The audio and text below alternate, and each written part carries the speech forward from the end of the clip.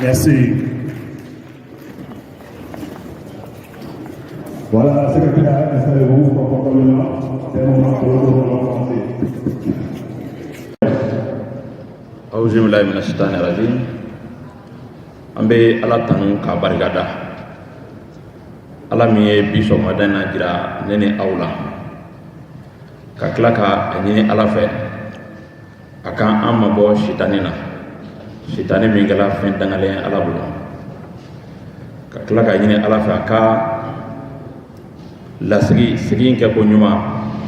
a n'a wuli ko ɲuman a ko o jira na. Ni an ka cɛkɔrɔbaw ka yamaruya ye, ni IRTM ka yamaruya ye, ani an ka mɔgɔ welelenw bɛɛ lajɛlen. Pourquoi ce retard dans la relance des activités? N'an b'a fɔ tolunkan na, fɛɛrɛ teliman mun tigɛlen don pour que ka se ka terrain bila sira kan Bamakɔ ni Kayi cɛ, mun gɛlɛya donnen b'a kɔnɔna na ni chemin de fer baara dɛsɛlen bɛ ka wuli. Donc masala bɛna kɛ o kan, an bɛ min dɔn a la k'o fɔ, an bɛ hakilina min fana ka se ka hakilina tɔmɔ aw fana fɛ k'olu fara ɲɔgɔn kan ka se ka o kɛ kɛlɛkɛbere ye don nataw la pour que chemin de fer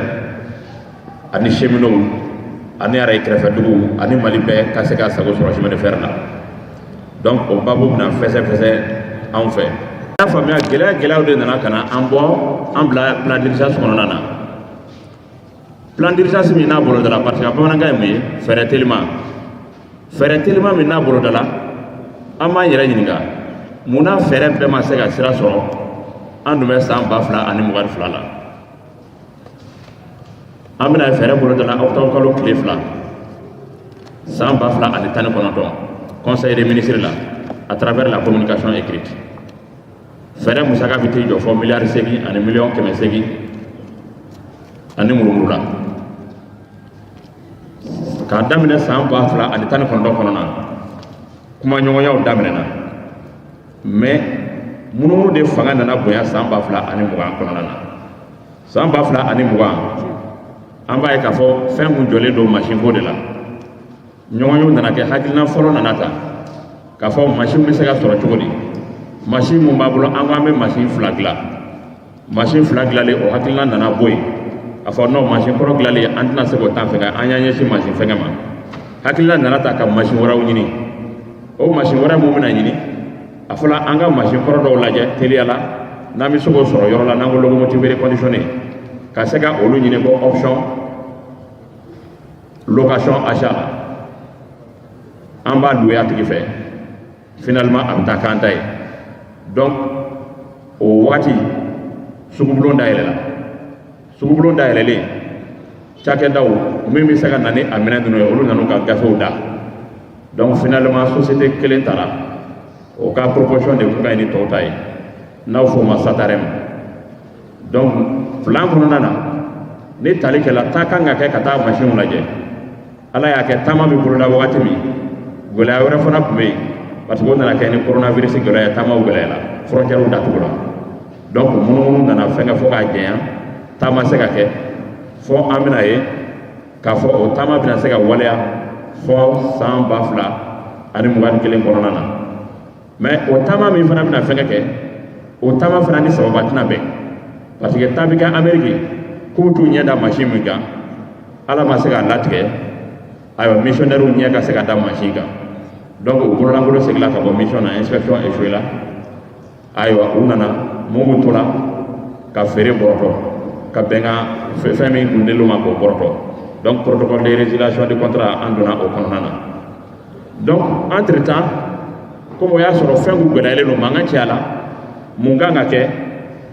dɔw nana fɔ an ye ko a ka machine ko machine dɔ b'a bolo an kɛrɛfɛ jamana dɔ la. Donc mɔgɔw fana farala ɲɔgɔn kan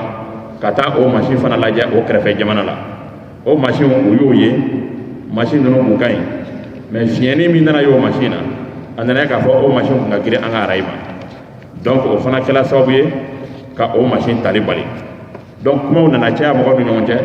Finalement an nana hakilina jumɛn sɔrɔ kuma ɲɔgɔnya ni fɛngɛ la. Mɔgɔw nana fɔ sɔnni an ka to nin bɛɛ la mun bɛ an bali an ka se ka an kan bɔ mansin kuraw nɔfɛ an ka se ka mansin kuraw ɲini a dilanbagaw fɛ hakɛ min n'an ka yɛrɛ kan ka bɛn an ka se k'o fɛngɛ kɛ donc o fana taamaw daminɛna o sugubulon dayɛlɛna u nana u ka mɔgɔw choisir daminɛ a bɛ di u ye ni groupe dɔ fɛngɛla groupe min ko General Electric groupe américain dɔ o y'a ka gafew bila ka na General Electric parce que sugubulon na General Electric tun bɛ yen General Motor tun bɛ yen ani dɔ wɛrɛw mais General Electric de choisi la donc o y'a ka fɛngɛw bila ka na machine ninnu na gafe fɔlɔ nana ka a ka fɛngɛ fɔ n bɛ se ka dilan nin na n bɛ se ka fɛngɛ nin na a n'a kɛra seresigi o nana ka bɛn mɛ kalo san 2021 gafe fɔlɔ cila ka taa ministère des finances la a kan ka i dantigɛ gafe la mais gafe in mɛnna ministère des finances la fo ka dama tɛmɛ ɲɛmɔgɔ ma se ka ɲɔgɔn ye k'u prononcer gafe kan donc gafe kalo 3 wali plus de kalo 3 kɛ a dalen bɛ yen fo an bɛna se juin kalo yɔrɔ ninnu ma waati min wali juillet kumaw wulilen u nana gafe lajɛ mais o y'a sɔrɔ déjà offre fɔlɔ o délai périmé la offre filanan nana o fana délai périmé la offre sabanan n'o ye offre laban min ye mansin kura la o nana o délai périmé la le 24 novembre passé donc o y'an kamana gan an ko an ka hakili jagabɔ kɛ chemin de fer jɔla mansin ko la gafew bɛ ka na mansin ko turuturu cayalen don kabini 2019 fɔ bi cogoya ma se ka sɔrɔ a la est ce que hakilina man ka ɲini mɔgɔw fɛ an ye laɲini kɛ a wagati la pour que an ni ɲɛmɔgɔw bɛ se ka ɲɔgɔn ye notamment an ka ministre an ye laɲini kɛ pour que an ni premier ministre bɛ se ka ɲɔgɔn ye an ye laɲini kɛ pour que an ni président de la transition yɛrɛ bɛ se ka ɲɔgɔn ye donc laɲini bɛɛ kɛlen juin an ni mɔgɔ kelen min sera ka ɲɔgɔn ye o kɛra ministre des finances ye le 1er juillet 2021 ko an y'a ɲɛfɔ a ye ka taa se fɛngɛ ma kamanagan min mana fɛngɛ la donc o ɲɛfɔ kɔnɔ a ko a n'an ka ministre bɛna kuma ɲɔgɔnya ani chauffeur bɛna kuma ɲɔgɔnya u bɛna disposition ta o kuma ɲɔgɔnya la u ye programme bɔ parce que o y'a sɔrɔ déjà musaka min b'u ka boloya kan miliyari 2 nana o baara kun daminɛna o la donc démarches nana fɛngɛ miliyari 2 nana mars 2020 donc démarches nana da don fo kana se kɔsanni na ma le 6 décembre miliyari 1 nana o bɛ musaka min bolodalen don plan d'urgence la k'o fɛngɛ kɛ o bɛ o kɛ miliyari 3 ye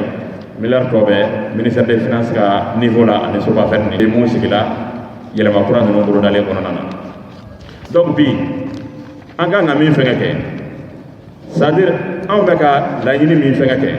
mun nana ni nin ko in bɛ retard la chemin de fer jɔla mansin ko kun kɔrɔ hali sisan san 2022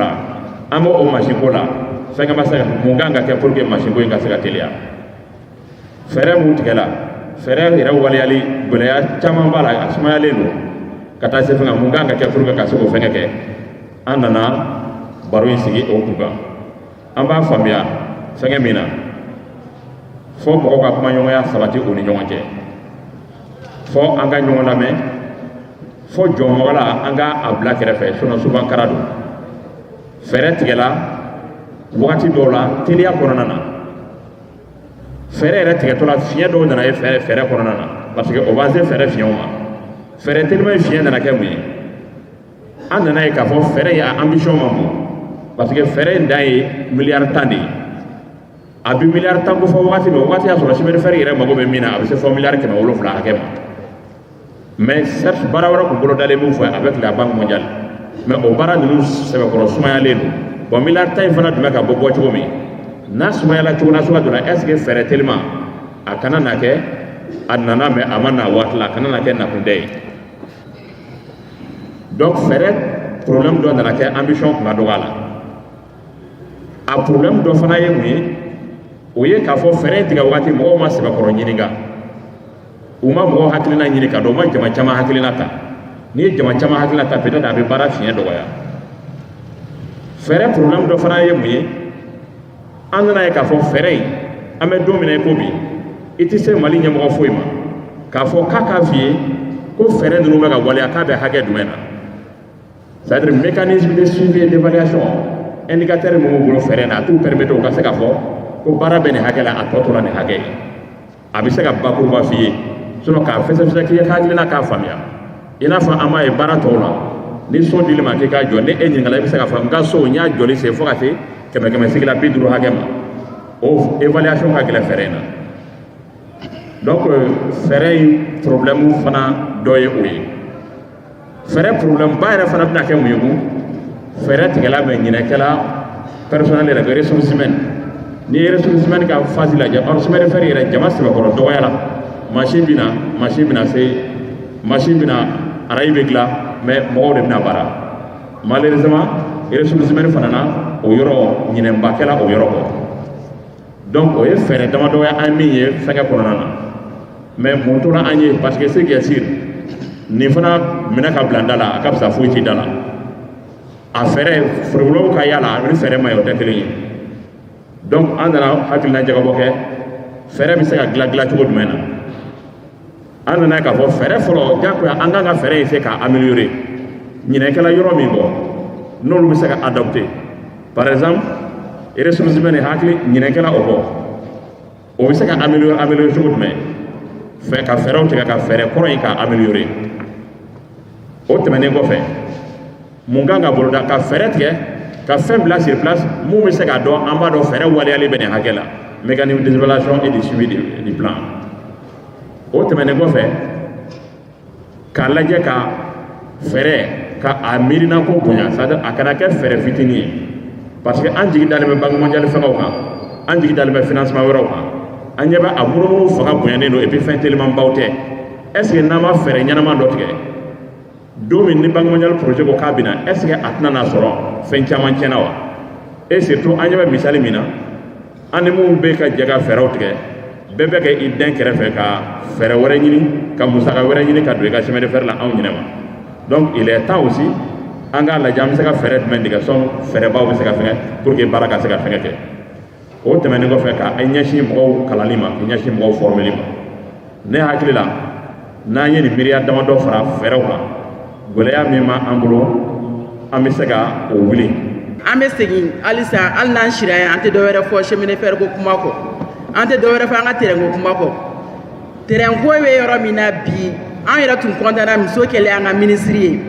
ka da la k'a fɔ furumuso mana kɛ ministre ye bi bi in na wolodenw de b'i bolo i yɛrɛ b'a dɔn furucɛ de b'i bolo n'i cɛ tɛ ka dɛrɛmɛ kelen sɔrɔ ka na n'a ye sokɔnɔna la a bɛ mun k'i la i b'a dɔn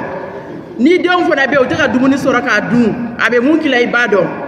an b'a dɔn bi an musolakaw an sɛgɛnnen don an tɔɔrɔ la an ɲanina an cɛw tɛ ka wari sɔrɔ siri k'a mɛn a bɛ mun kɛ mɔgɔ la bi a b'a dɔn n'a fɔra k'i cɛ tɛ fɛn sɔrɔ k'a d'i ma n'a y'i diya i bɛ wari sɔrɔ cogoya fɛn bɛɛ la position fɛn la i b'a ɲini ka na n'a ye sokɔnɔna la pour que k'i yɛrɛ malo sutura donc an b'a ɲini bi population yɛrɛ de fɛ u ka fara an kan kɛlɛ min daminɛtɔ filɛ nin ye an kelen fanga tɛ se bɛɛ ka jɛ ka fara an ka kɛlɛ kɛ 2022 n'an bɛ fɛ k'an ka terrain mankan mɛn cheminot sigilen don bi san joli an tɛ baara la sa désapprend an bɛ formation nɔfɛ formation ka kan an kunna yanni an ka mɔgɔkɔrɔba minnu bɛ yen niveau bɛ minnu na nin yanni olu ka sɛgɛn yanni u ka ɲina yanni dɔw ɲɛ ka minɛ u la an bɛ fɛ bi bi in na u ka na ka na formation kan an kunna an kana an ka dɔnniya minnu banna an kana perdu quoi donc o tɛ sɔrɔ dɔwɛrɛ fɛ fo mɔgɔw ka jɛ ka fara an kan an bɛ autorité ɲini transition in tɛ ban n'an m'an ka terrain mankan mɛn parce que o de ka di anw ye bi bi in na terrain ko an tɛ foyi nɔfɛ terrain k'an ka salaire régulariser an b'o de nɔfɛ bi kuma wɛrɛ foyi tɛ yen bi ni terrain ko kuma tɛ an ye 13 communes de Kayi an y'a bɛɛ tɔgɔma semaine kelen kɔnɔna la an ye mun y'a kɔnɔ anw de b'a dɔn cɛkɔrɔbaw ye mun fɔ anw ɲɛna anw de b'a dɔn donc crise ne ye crise de piqué sira la tellement que n ye mɔgɔ dɔw ye n ye dugu dɔw ye ni terrain tɛ yen vie de famille tɛ yen. parce que kun tɛ ni kuntigi bɔ ni e nana e bɛ ka département chef de fer tɛ département dɔgɔmanin hali n'a datugulen don hali n'a jɔlen don département dɔgɔmanin tɛ an b'o wele da ka na se ministère de transport mɔgɔw ma o k'a bɔ ministère de transport ye a k'a lajɛ a ka cheminot ka syndicat a ka baro ɲɔgɔnya min b'a fɛ pour que a ka se k'o fɔ i tɛ se cogo si la k'i to kogo kɔfɛ ka kogo kɔfɛ ko dɔn n'i ma pan ka taga lajɛ ni tɛ département dɔgɔmanin ale ka ministère la chef de fer bɛ 13 communes de loger ka bɔ Bamakɔ ka taa Kayi anw y'a bɛɛ kɛ an ka secrétaire général kɔrɔ minnu bɔra yen u siranna fɛn fɛn olu bɔra ɲɛsin yɔrɔ la tile bɔra yɔrɔ la Ablaye Berté, Ibon Goumou, Draman Touré, Adama Traoré, fɛn bɔra ɲɛfɛ ka se u siranna fɛn ye an binnen b'a bɔ kɔnɔ bi. Sɛbɛnni fɛnɛ kɛra aw yɛrɛ minnu bɛ ka aw dɛmɛ sɛbɛnni fɛnɛ kan ka kɛ tan. Aw yɛrɛ ka lajɛ sɛbɛnni fɛnɛ kan ka kɛ tan. Mɛ min ɲini État delila ka masini 10 kura san ka na n'a ye Mali la yan. Masini kura 10 ka na n'a ye. N'anw ka masini san kɛra a sen dɔ kulɛrɛkuru nɔ n'an ka masini kura 10 san. Min bɛ yen o k'o fɔ jamanadenw ye o k'a dɔn. Nin tɛ sɛbɛnni fɛnɛ kɛnɛ kungo ye. Min bɛ yen o b'o fɔ an ye de an b'o dɔn pour que an ka se ka baara kɛ n'o ye. Ne bɛ min ɲini aw fɛ compétence foyi tɛ sɛbɛnni fɛnɛ kɛ. Atelier central Korofina a filɛ nin ye n'i ye moyen bila atelier central la Korofina n'i ko ko machine bɛ yen ko k'a bɛɛ wuli u b'a bɛɛ wuli k'a di sigi Mali ma mun n'aw tɛ wari bɔ sɛbɛnni machine ka wuli i bɛ se ka sɛbɛnni bɔ kɔ fɔ n'i ma machine bɔ kɔ fɔ an bɔra yan n y'a o kuma kelen de fɔ i tɛ compétence sɔrɔ fan wɛrɛ fɛ ka na sɛbɛnni baara ni sɛbɛnni kɔrɔ cadre yɛrɛ tɛ. Ni jamana ɲɛmɔgɔ kɛlen bɛ ka sɛbɛnni esquivé k'a bila u ka sɛbɛnni u y'o kɛ kun min na u k'o fɔ an ye an b'o dɔn o de ka d'an ye don o don n'an ye min fɔ sɔgɔmada fɛ n'an wulila o tɛ kɛ sufɛ kuma ye n'an n'u jɛra min ka sufɛ ni dugu jɛra o tɛ kɛ sɔgɔmadafɛ kuma ye ɲɛmɔgɔw ka sabali u k'u bolo d'u dusu la minnu tɛ san sɔrɔ dugu kɔ n bɛ o yɔrɔ kelen na n bɛ Assimi yɛrɛ fɛnɛ wele a tɔgɔ la nommément parce que ale de ye président de la République ye c'est le chef d'État a yɛrɛ k'i impliqué n'a ye nin ɲa k'i impliqué fɛn min bɛ se ka to ko in bɛ ɲɛnabɔ a yɛrɛ k'i impliqué ko in ka ɲɛnabɔ dutigiw sɛgɛnna n'a fɔra ko anw dutigitɔw hali ni sara bɛ kɛ échange la mɔgɔw ils ont des problèmes an bɛ kalo 6 ni kalo 7 da ɲɔgɔn kan a tɛ sara o tuma an bɛ balo cogo jumɛn an bɛ balo cogo min na aw yɛrɛ k'o fɔ an ye. Fɛn min bɛ dutigi ni malo cɛ ye dumuni de ye an bɛ yɔrɔ min na an tɛ dumuni sɔrɔ an tɛ furakɛ bon an bɛ mun fɔ sisan jamana ɲɛmɔgɔw ye est-ce que nin ye service ye min kan ka bila kɔfɛ nin ye service ye don o don an de bɛ kule fɔ an mago bɛ nin ka pɛrɛn n'u y'a fɔ an ye sɔgɔmada fɛ k'a binna u b'a fɔ k'a jɛra hey Assimi wuli n'i ma wuli i k'i ɲɛsin ma. Un ministre sigi ni bi secrétaire général ye correspondance fila d'i ma votant da la ani mun tɛ bɛ se t'an bolo an na mɛn an ka kungo f'i ye i ba na mɛn de an ka kungo f'i ye madame Dembele an ka mɛn de ba i ba na mɛn an b'an kungo f'i ye n'an y'a f'i ye n'i tɛ se ka na mɛn min b'i fɛ i b'o de fɔ an ye n'an ka correspondance yɛrɛ i tɛ se k'o bila poubelle kɔnɔ an tɛ mɔgɔ dɔgɔmani ye koyi. Nous nous regroupons les 99% des travailleurs du Mali, Union nationale des travailleurs du Mali. Mais encore un peu de fouiller. Nous, si les médias, nous flagnons fini. Encore des cantés qu'elle a fait. Qu'elle a été fouillée là. Mais aïe, n'a mais.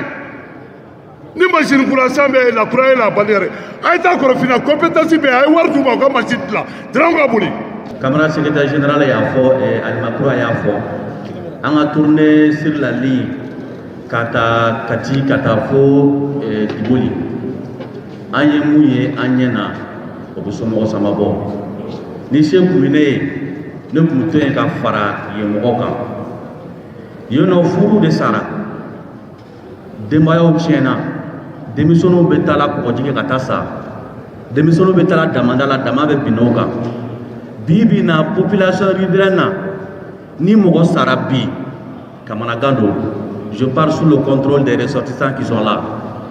Denmisɛnnin ka sɔrɔ bi ka dingɛ sen ka kaburu yɛrɛ dingɛ sen o denmisɛnnin tɛ yen a bɛɛ taara damada ni kɔgɔjiw la donc vraiment population ye mun fɔ an ye mun y'an ɲɛna an b'a ɲini an ka autorités fɛ u k'u kɔfilɛ dɔɔni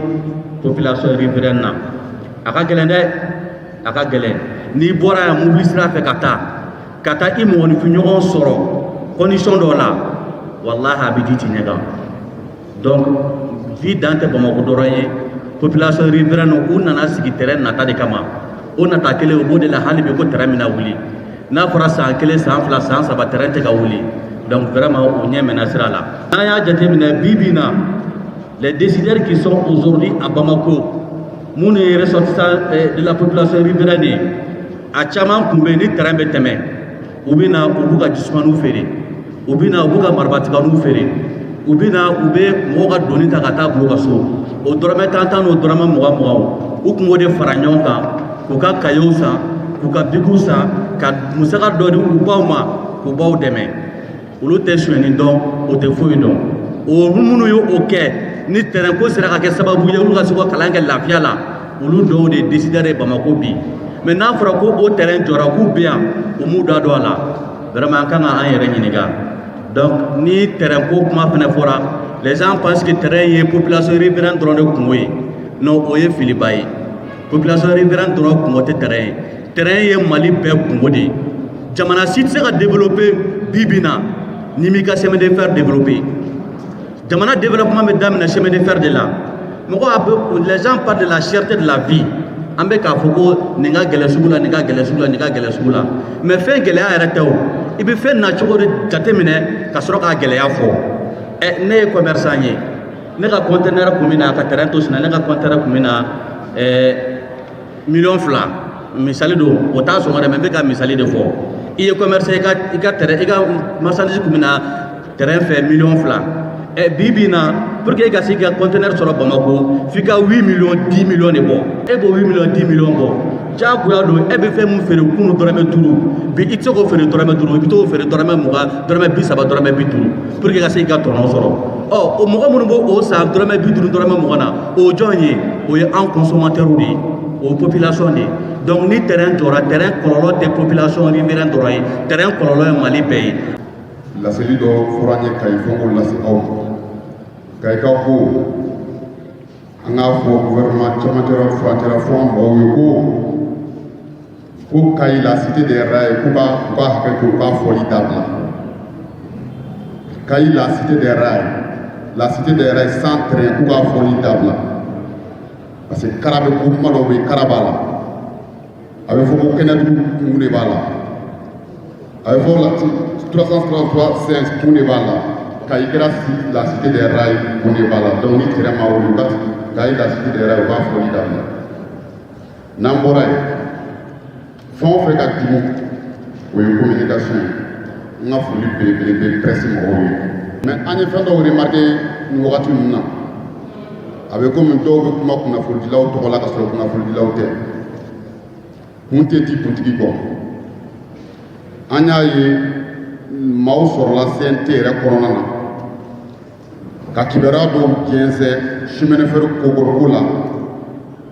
u ma anw ɲininka an ka dayɛlɛlen bɛ bɛɛ ye secrétaire mɔgɔw de filɛ nin ye ni maa kelen kelen bɛ a bɛɛ ka numéro bɛ yen a bɛɛ ka dayɛlɛlen bɛ ka se secrétaire général ma a ka dankan bɛɛ la porte est grandement ouverte kuma ye fila de maanifin ye i ka du jafilɛ de i bɛ min fɔ i bɔra du min kɔnɔ a b'o de ja yira i ye mara min sɔrɔ i ye éducation min sɔrɔ a b'o de ja yira donc an k'an janto an kuma fɔcogo la maanifin ti malo ni ma kuma kɛrɛnkɛrɛnnenya la ne b'a fɔ ça n'engage que ma personne aw b'a fɔ Boubacar Sidiki Fɔnba ye CNT kɔnɔ ka an ka dayɛlɛlen bɛ a ye a kana an ɲininka a kana kibaruya jɛnsi min bɛ an engagé ka sɔrɔ an ti a kalama a ye kibaruya minnu fɔ an kɔrɔ don an ka mara cogoya la a filila kuma la o ye an ka danbe an ka mara kɛcogo la sinon fɔcogo wɛrɛw b'a la aw de ye kunnafoni dila a b'a fɔ Boubacar Sidiki Fɔnba ye CNT kɔnɔ ko an jigi dalen bɛ olu de kan u man ka fɛn fɔ fɛn min bɛ se ka kɔrɔbɔ ka nkalonitigi jɛ k'a jɔ o la n'u mago bɛ fɛn o fɛn na u kana se an ma yan an bɛ kibaruya sɛnsɛnni d'u ma n'i m'a ɲa i bɛ mɔgɔ dɛmɛ a dɛmɛ tiɲɛ kan n'i m'a ɲa i bɛ mɔgɔ dɛmɛ a dɛmɛ ladiriya la n'i m'a ɲa i bɛ mɔgɔ dɛmɛ a dɛmɛ hɔrɔnya la parce que i bɛ mɔgɔ min dɛmɛ i bɛ min fɔ ni a ɲinina k'a dɔn nkalon don e bɛ maloya e bɛ ka min fana dɛmɛ i b'a tigi la maloya i nɔfɛ donc ala k'an bɛɛ kisi tiɲɛnɛni ma. ne ye Alu Jalo ye n ye Wasatɔn président ye vraiment terrain joli vraiment a ye perdu ba dɔn jamana kun a ye perdu ba dɔn an yɛrɛ kun parce que an ye Kayi mara mɔgɔ ye mais a ye perdu dɔn Mali bɛɛ de kun terrain joli a y'a degunba las'an ma mais terrain filɛ nin a wulili a ka nɔgɔn fo k'a dépasser parce que an bɛ yɔrɔ min na bi je pense que anw t'a dɔn ni wariko de dɔn wa ni mun dɔn wa ni terrain tɛ kan ka wuli a version yɛrɛ an t'o de kalama an b'a fɛ k'o de ɲini k'o dɔn parce que an bɛ yɔrɔ min na bi anw bɛ Keɲeba bi gouvernement yɛrɛ b'a kalama 40 milliards o de bɛ bɔ bi Keɲeba cercle kɔnɔ bi ka taga fu gouvernement b'o kalama k'a dɔn étrangers bɛ kan ka na ka na sanu nana jamaw bɔ ka taga n'a ye k'a sɔrɔ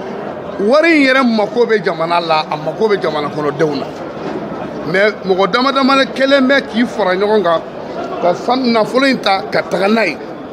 bon a ɲati dɔ filɛ nin ye n'i y'a ye an bɛ kuma an ye wasatɔn de ye n'i y'a ye an bɛ kuma k'a fɔ gouvernement ye k'a fɔ nafolo bɛ kan ka suɲɛ ka bɔ jamana kɔnɔ k'a ɲɛfɔ gouvernement ye a k'a faamuya nafolo bɛ kan ka bɔ a ɲati bɛ jamana ye o a dɔ de filɛ nin ye k'a fɔ gouvernement ye ko nafolo bɛ kan ka suɲɛ jamana kɔnɔ ka bɔ i bɛ nafolo in ta a tɛ bɔ hali banque fɛ a bɛ bɔ ambassadeur de fɛ je pense que an mako bɛ nafolo ninnu na ka se ka na jamana développer bon ne a lajɛ dɔrɔn milliard mun 40 milliards bɛ kan ka bɔ par jour jamana mun kɔnɔ k'a fɔ o terrain kelen de jɔlen bɛ bi o bɛ se ka a wulibaliya tɛ foyi ye ni wariko tɛ parce que wariko de b'a jɔ n'o tɛ jɔcogo t'a la o je pense que an bɛ n'i y'a ye an bɛ kuma k'a fɔ k'an bɛ wuli ka transition dɛmɛ an bɛ n'i ko k'i bɛ transition dɛmɛ i kan k'a dɛmɛ ni mun ye i kan k'a dɛmɛ ni hakili de ye ani fɛn mun bɛ kan ka bɔ jamana kɔnɔ k'a fɔ fɛn min bɛ kan ka bɔ jamana kɔnɔ ni gouvernement t'a kalama k'a yira a la nin fɛn bɛ kan ka bɔ jamana kɔnɔ a bɛ kan ka suɲɛ de ka bɔ jamana kɔnɔ e k'a lajɛ Sinois bɛ Keɲeba cercle kɔnɔ site 70 ni site 5 a site kelen o kelen par jour bɛ sanu mun bɔ a bɛ 7 kilos bɔ a site kelen o kelen 7 kilos d'or yamaruya sɛbɛn foyi t'i bolo an Keɲebakaw tɔɔrɔlen don a se ka ɲa a tɛ don Keɲeba la a tɛ don Mali la mɔgɔ dama dama de b'a wari sɔrɔ a tɔ bɛɛ a bɛ taa ka jama a bɛ taa Sine de bon an y'o ɲɛfɔ gouvernement ye mais gouvernement tɛ ka anw faamu o ko kɔnɔ o nafolo bɛ kan ka bɔ bi comme den nafa foyi t'a la je pense que a dɔ filɛ nin ye. gɛlɛya min bɛ train ko la an ka yɔrɔ dɔrɔn tɛ kita dɔrɔn tɛ parce que n'i y'a mɛn train sira b'a ta Mali la Kulukoro fo Djiboli voilà o de ye train sira ye de Kulukoro a Djiboli bon kita ani fɛn fɛn bɛ di nin ma o bɛɛ lajɛlen b'a yɛrɛ sɔrɔ donc gɛlɛya ni a bɛ Bamakɔ a bɛ Kati a bɛ Djo a bɛ Nɛgɛla ça veut dire o kɔrɔ k'a b'a tɔ bɛɛ lajɛlen kan parce que ko bɛɛ bɛɛ lajɛlen bɛ train nɔfɛ kɛ fo train ka taa ni ka segin de kɛ nin transition kɔnɔ n'o ye k'a ta de Kulukoro a Djiboli kɔrɔlen mais kana se k'a dɔn ko gɛlɛya tɛ train na fo train ka taa Bamakɔ ka taa se Djiboli fo train ka taa se o kɔnɔna na donc train bɛ tɛmɛ ni min k'o kɔnɔna na k'a taa ni ka segin k'o kɔnɔna na k'a ta Bamakɔ ka taa Kayi o taa ni ka segin kɔnɔna na o de bɛ dugu bɛ train sira fɛ o de y'a kɛ Sinois bɛ yen nɔ ani mɔgɔ sigira train sira fɛ olu b'olu bɛɛ lajɛlen ɲɛnabɔ olu b'olu bɛɛ lajɛlen nisɔndiya olu bɛɛ lajɛlen sigi ko o train ka taa ni ka segin parce que o taa ni ka segin kɔnɔna na jago de bɛ k'o kɔnɔna na denw ka ekɔlitaga wari de bɛ ɲini o kɔnɔna na denw ka kɛlɛ de bɛ ɲini o kɔnɔna na denw fɛrɛbɔ de bɛ ɲini o kɔnɔna na gaw fɛrɛbɔ de bɛ ɲini o kɔnɔna na olu bɛ sigi o de kan donc n'o taa ni ka segin n'o jɔra dɔrɔn a bɛ komi e ɲɛnama jɔ o tigilamɔgɔw la o de gɛlɛya bɛ olu mɔgɔw kan o de gɛlɛya bɛ kita kan bi o de gɛlɛya bɛ ban ɲininka tɛrɛmɛ tɛmɛ sira o sira fɛ k'a ta bi Bamakɔ a Kayi o de gɛlɛya b'a bɛɛ lajɛlen kan parce que train tɛ ka taa ni ka segin tuguni ni train tɛ taa ni ka segin a bɛ komi olu ka ɲɛnamaya jɔra o de gɛlɛya b'a bɛɛ lajɛlen kan ni waati na sisan an bɛ furancɛ fanga de kɔnɔna na n'o ye gouvernement de transition ye gouvernement de transition gouvernement baara ye dɔ ka a bɛ bila yɔrɔ min na a bɛ ta yen nɔ ko kura de donc u ye sɛbɛnfɛn sɔrɔ bolo min kan o kɔrɔ tɛ ko a ka t'o bolo kan olu fana k'u cɛsiri u ye layidu ta u sɛbɛnfɛn ye u ye layidu ta jamana ye o transition fana n'a ka transition bɛɛ u bɛna kuma u ye layidu ta k'a fɔ ko ni ala sɔnna transition a ko a tɛ kuncɛ k'a fɔ ko terrain ma kasi Bamakɔ ni Kayi cɛ k'o tɛ kɛ fiyewu o layidu an y'a y'u fɛ k'o layidu k'o ti mɛn dɔ ka fara transition kan a ka bɔ kalo wɔɔrɔ la ka taa se san 5 ma an sɛbɛnfɛn bɛ kuma nin si an bɛ min na yɛrɛ dɛmɛ u ka fɛɛrɛ kɛ terrain u ka waati fanga kɔni waati kɔnɔ na a kɛra kalo wɔɔrɔ a kɛra san 5 ye an b'a ɲini u fɛ u ka terrain u k'a laɲɛnama Bamakɔ ni Kayi cɛ a ka se ka taa ni ka segin ka Bamakɔ ni Kayi cɛ walasa semaines ka se ka kun walasa dugu minnu bɛ terrain sanfɛ olu ka se ka kun walasa olu ka se ka laɲɛnama donc an b'o de ɲini gouvernement de transition kɔfɛ u y'o ladum ta jamanadenw u k'o timɛ